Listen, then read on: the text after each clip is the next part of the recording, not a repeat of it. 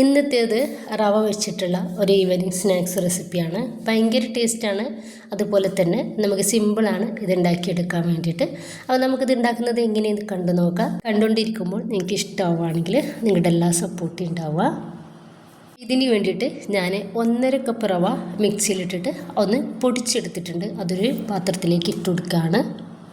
ഒരു വലിയ ഉരുളക്കിഴങ്ങ് വേവിച്ച് നന്നായിട്ട് തന്നെ ഉടച്ചെടുത്തിട്ടുണ്ട്. അപ്പോൾ അതുകൂടി നമുക്ക് ഇതിലേക്ക് ചേർത്ത് കൊടുക്കാം.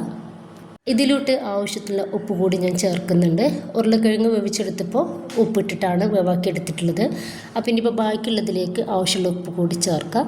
ഇനിയിപ്പോൾ നന്നായിട്ട് തന്നെ ഒന്ന് കൈ വെച്ചിട്ട് മിക്സാക്കി എടുക്കാം.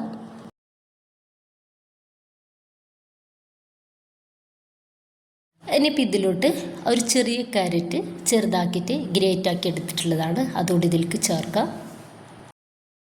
കുറച്ച് മല്ലിയുടെ ഇല പൊടിയായിട്ട് അരിഞ്ഞെടുത്തത് കൂടി ഇതിലേക്ക് ചേർക്കുന്നുണ്ട്. ഇനിയിപ്പോൾ എല്ലാം കൂടി നമുക്ക് കൈ വെച്ചിട്ട് നന്നായിട്ടൊന്ന് മിക്സ് ആക്കി എടുക്കാം.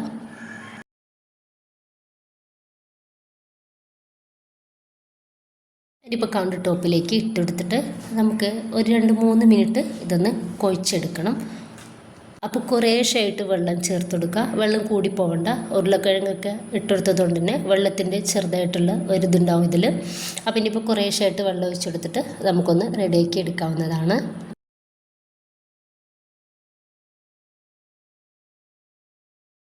ഇപ്പം ഞാനിതാ ഇതുപോലെ ഡോ ആക്കി എടുത്തിട്ട് 2-3 മിനിറ്റ് ഒന്ന് കുഴച്ചെടുക്കുന്നുണ്ട്.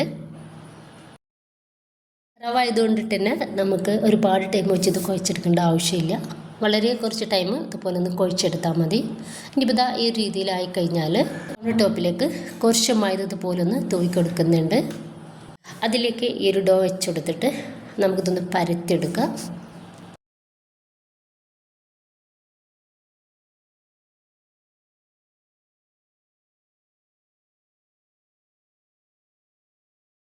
അപ്പം ഞാനിതൊന്ന് പരത്തിയെടുത്തിട്ടുണ്ട്. ചെറുതായിട്ട് കട്ടിയിലാണ് ഇതൊന്ന് പരത്തിയെടുത്തിട്ടുള്ളത്.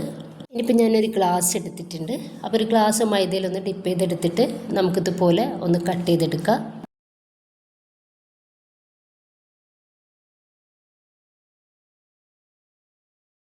അപ്പോൾ ഈ ഒരു രീതിയിൽ ഞാനിത് റെഡിയാക്കി എടുത്തിട്ടുണ്ട്. അപ്പോൾ നമുക്കിത് ഓരോന്നും ഒന്ന് മാറ്റി വെക്കാം. അപ്പോൾ ഞാൻ മുഴുവനായിട്ട് തന്നെ ഇതുപോലെ ഒന്ന് റെഡിയാക്കി എടുത്തിട്ടുണ്ട്. ഇനിയിപ്പോൾ നമുക്കിതൊന്ന് ഫ്രൈ ആക്കി എടുക്കാം. ഇനിയിപ്പോൾ നന്നായിട്ട് ചൂടായിട്ടുള്ള എണ്ണയിലോട്ട് ഓരോന്നായിട്ട് ഇട്ടെടുത്തിട്ട് ഒന്ന് ഫ്രൈ ചെയ്തെടുക്കാം. ഇപ്പോൾ നിങ്ങൾക്ക് എണ്ണയിലിട്ടിട്ട് ഡീപ് ഫ്രൈ ചെയ്തെടുക്കേണ്ട എന്നുണ്ടെങ്കിൽ നമുക്ക് ഇതിപ്പോൾ എണ്ണയില്ലാണ്ട് പാത്രത്തിലിട്ട് വേവിച്ചെടുത്താലും മതി. മീഡിയം ടു ലോ ഫ്ലെയിമിലേക്കാക്കിയിട്ട് നമുക്ക് 2-3 പ്രാവശ്യം ഒന്ന് തിരിച്ച് മറിച്ച് ഇട്ടെടുത്തിട്ട് ഒന്ന് റെഡിയാക്കി എടുക്കാവുന്നതാണ്.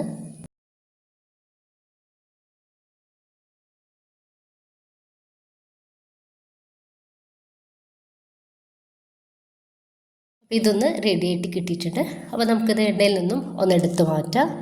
ബാക്കി കൂടി നമുക്കിതുപോലെ ഒന്ന് ചെയ്തെടുക്കാവുന്നതാണ്.